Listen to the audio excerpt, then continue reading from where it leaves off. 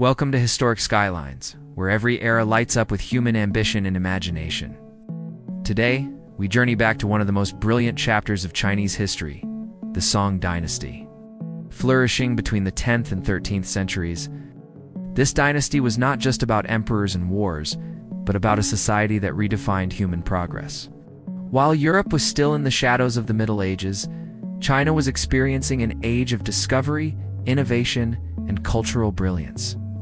The Song period introduced technologies that reshaped the world, the printing press that spread knowledge faster than ever before, the magnetic compass that guided sailors across unknown seas, and groundbreaking innovations in science, agriculture, and art. But this dynasty was not only about tools, it was also about ideas, literature, and cultural flowering that inspired generations. Imagine a world where books became accessible, trade routes expanded beyond imagination, and art captured both the heavens and daily life. This is the story of the Song Dynasty, an age of light that changed the course of history. Let's unfold its legacy, one innovation at a time. When we talk about the Song Dynasty, one of its greatest contributions to human civilization is the printing revolution. Printing had existed in China since the Tang period, mainly in the form of woodblock printing. But during the Song Dynasty, this technique reached new heights and transformed the way knowledge was preserved and shared. The most groundbreaking step came with the invention of movable type printing by Bai Sheng in the 11th century. Instead of carving entire pages into wood, characters were carved onto small clay blocks that could be rearranged, reused, and replaced. This meant books could be reproduced faster, more cheaply, and more accurately than ever before. The effect of this technology was enormous. For the first time, ordinary people had easier access to books. Literacy rates began to rise, as learning was no longer restricted to the elite. Students preparing for the imperial examinations could now study a wider range of texts, creating a more competitive and knowledgeable society. The Song government also encouraged printing by publishing official texts, Confucian classics, and practical handbooks on farming, medicine, and mathematics. In this way, printing was not just about culture. It was about spreading useful knowledge to improve everyday life. One of the most striking outcomes of this printing revolution was the growth of libraries and bookshops in major cities. In Kaifeng and later Hangzhou, booksellers displayed titles that attracted scholars, officials, and merchants. The written word became a part of urban culture, and book collecting became a respected pursuit. Unlike Europe, where printing with movable type would not appear until the mid-15th century with Gutenberg. The Chinese were already experimenting with mass knowledge circulation centuries earlier. Beyond China's borders, the influence was far-reaching. Printing technology spread to Korea and Japan, shaping their own cultural traditions. Eventually, through trade and Mongol connections, the idea of movable type reached the Middle East and Europe, while the details of direct transmission are debated by historians. The reality remains that Song China played a central role in the global story of print culture. What makes the Song Dynasty's achievement even more remarkable is its social dimension. Printing allowed for a more connected intellectual community. Scholars in different regions could now read the same commentaries, share debates, and build upon one another's work. Knowledge was no longer locked within a single location. This marked a step toward the kind of intellectual exchange we associate with later periods like the Renaissance. In short, the Song printing revolution did more than multiply books. It multiplied ideas, opportunities, and possibilities. By democratizing access to learning, it planted the seeds of progress that would echo far beyond China's borders. The Song Dynasty turned words into power, and power into history. Among the most influential inventions of the Song Dynasty was the magnetic compass. While the concept of magnetism had been observed in China for centuries, the Song era transformed this knowledge into a practical navigational tool that would forever change the course of world history. Before the compass, sailors and merchants relied on stars, the sun, and coastal landmarks for direction. This worked only under clear skies or in familiar waters. The compass provided a reliable way to travel across vast oceans, even at night or during cloudy weather. The earliest compasses used a piece of lodestone, a naturally magnetized mineral placed in water to float and point north-south. By the 11th century, Song inventors refined the design. mounting magnetic needles onto wooden or bronze bases with marked directions. This innovation was especially important for maritime trade, which flourished under the Song Chinese ships. Some of the largest wooden vessels in the world at the time could now sail further and more safely. The compass opened up new trade routes across the South China Sea and into the Indian Ocean, linking China with Southeast Asia, India, and even the Middle East. The impact went beyond economics. The compass encouraged cultural and scientific exchange across borders. Merchants brought not only silk and porcelain, but also ideas, religions, and technologies to distant lands. In return, China imported spices, gems, and foreign knowledge. The compass essentially connected civilizations in ways previously unimaginable. It was a tool of globalization long before that term existed. What makes this achievement striking is how it spread globally. By the 12th and 13th centuries, knowledge of the compass had reached the Arab world and eventually Europe. European navigators later used it during the Age of Exploration, enabling voyages across the Atlantic and beyond. Without the foundation laid by Song China, the great journeys of Columbus, Vasco da Gama, and Magellan might not have been possible.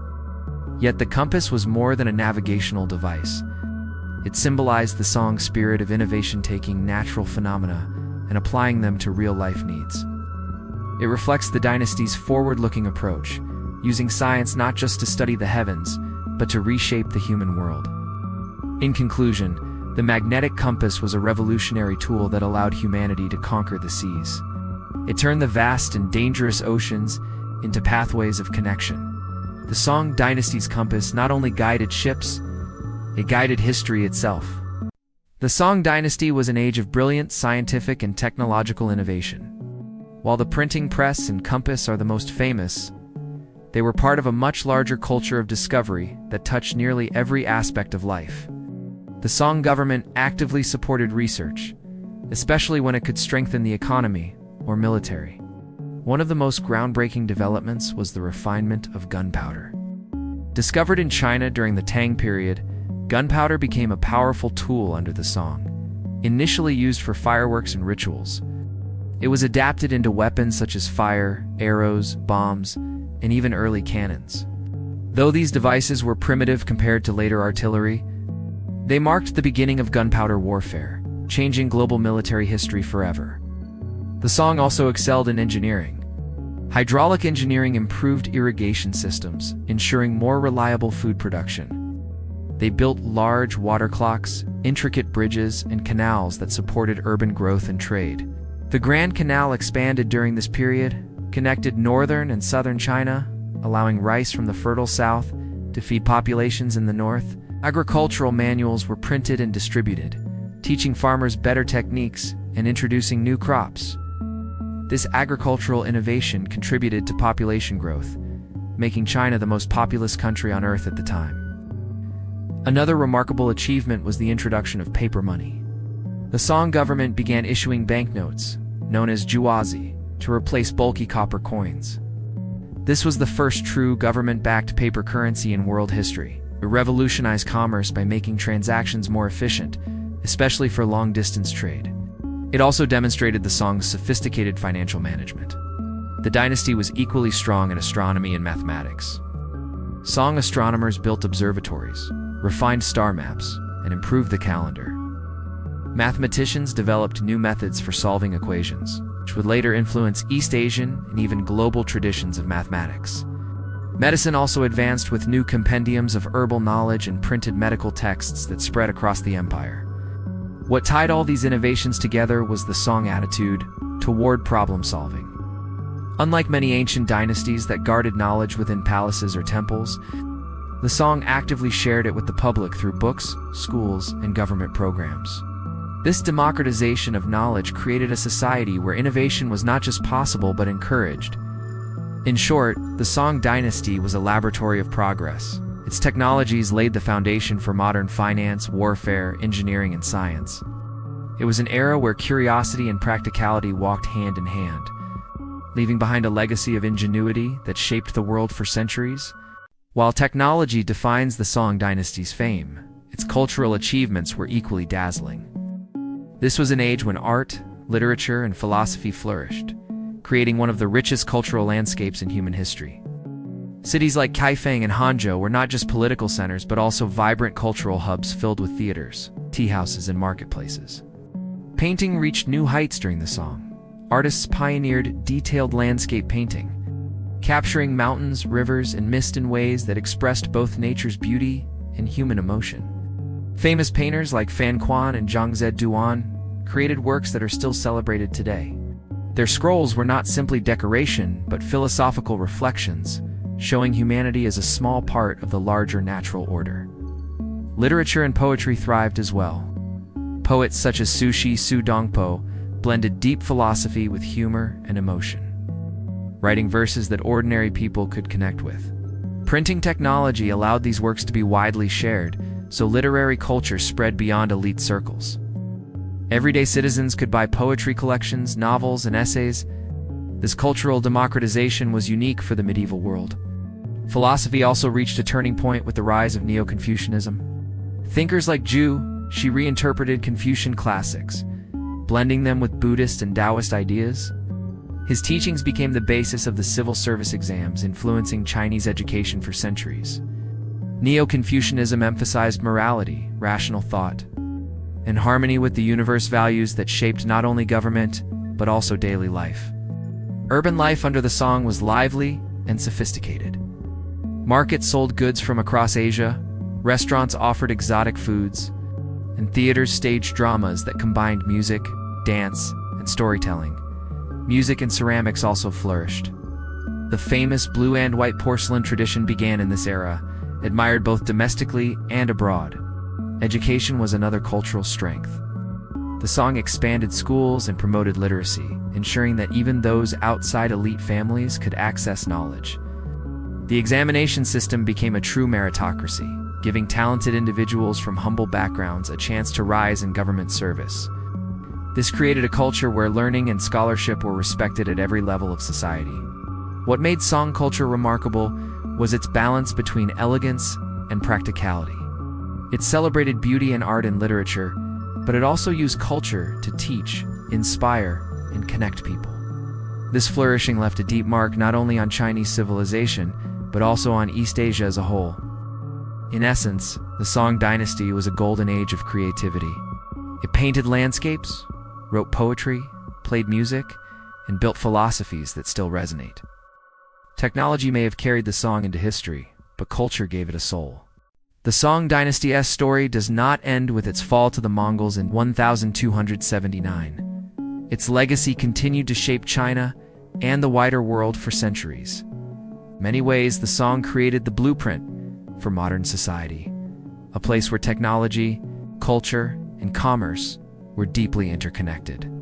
One lasting legacy was the spirit of innovation. The printing press, compass, gunpowder, and paper money set standards that other civilizations would later adopt and refine. These inventions eventually traveled westward, fueling Europe's Renaissance, the scientific revolution, and the age of exploration. The Song Dynasty, often overlooked in Western history, was in fact a silent architect of the modern world.